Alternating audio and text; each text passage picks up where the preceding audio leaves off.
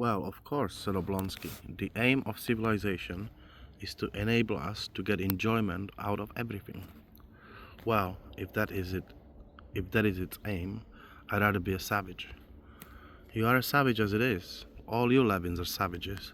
Levin sighed. He remembered his brother Nicholas and frowned, feeling ashamed and distressed. But Oblonsky started a subject which at once distracted his thoughts. Well, are you going to see our people tonight?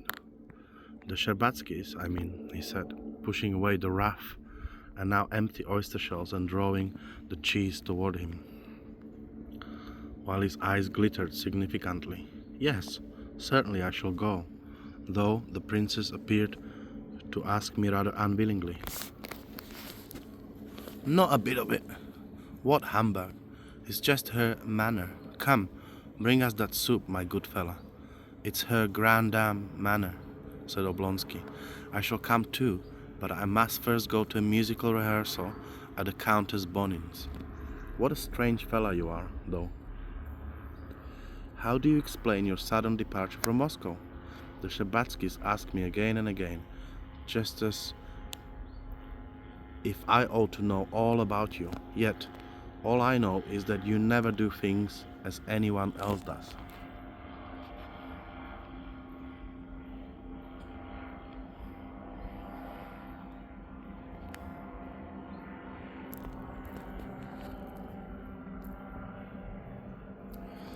Yes, said Levin slowly and with agitation. You're right. I am a savage. Only my savagery lies not in having gone away then, but rather in having come back now. I have now come. Oh, what a lucky fellow you are, interrupted Oblonsky, looking straight into his eyes. Why? Fiery steeds by, something brands I can always recognize. Youths in love at once I know, by the look that lights their eyes, declaimed Oblonsky. You have everything before you, and you? Have you everything behind you? No, not behind me, but you have the future and I have the present, and even that only half and half. Why? Oh, things are rather bad. However, I don't want to talk about myself, and besides, it's impossible to explain everything, said Oblonsky. Well, and why have you come to Moscow? Here, take this away, he shouted to the Tartar. Don't you guess? Answered Levin, the light shining deep in his eyes as he gazed steadily at Oblonsky. I do, but I can't begin to speak about it, by which you can judge whether my guess is right or wrong, said Oblonsky, looking at him with a subtle smile. Well, and what do you say to it? Asked Levin with a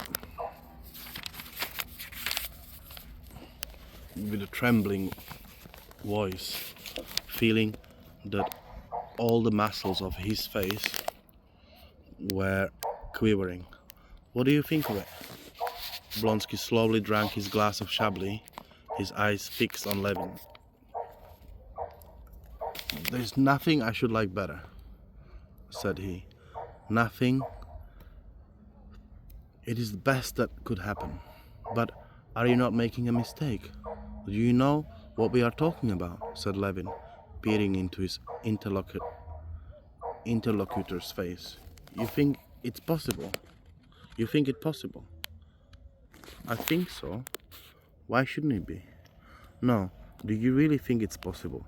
No, you must tell me all you really think.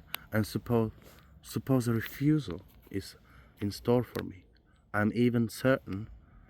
Why do you think so? Said Oblonsky, smiling at Levin's excitement. Well, sometimes it seems to me, you know, that will be terrible both for her and for me.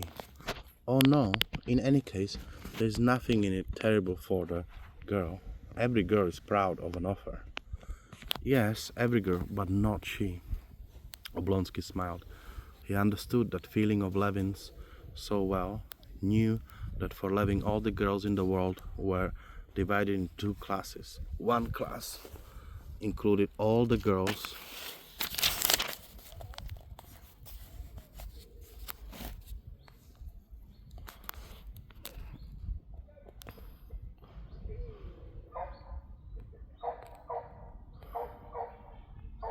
One class included all the girls in the world except her, and they had all the usual human failings and were very ordinary girls, while the other class, herself, alone, had no weaknesses and was superior to all humanity. Wait a bit, you must take some sauce, said Oblonsky, stopping Levin's hand that was pushing away the sauce boat. Levin obediently helped himself to sauce, but would not let Oblonsky eat. No, wait, he said. Understand that for me it is a question of life and death. I have never spoken to anyone about it, and can speak to no one else about it.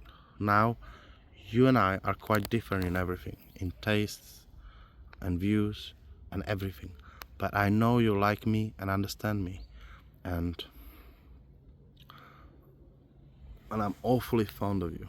But for God's sake, be quite frank with me. So I am awfully fond of you, but for God's sake, be quite frank with me. I'm telling you what I think, said Oblonsky, smiling. And I'll tell you something more. My wife is a most wonderful woman, he sighed, remembering his relations with his wife. Then after a minute's pause he continued. She has the gift of clairvoyance. She sees people through and through. But more than that, she knows what is going to happen, especially in regard to marriages. For instance, she predicted that the Shakovskaya girl would marry Brentov. No one would believe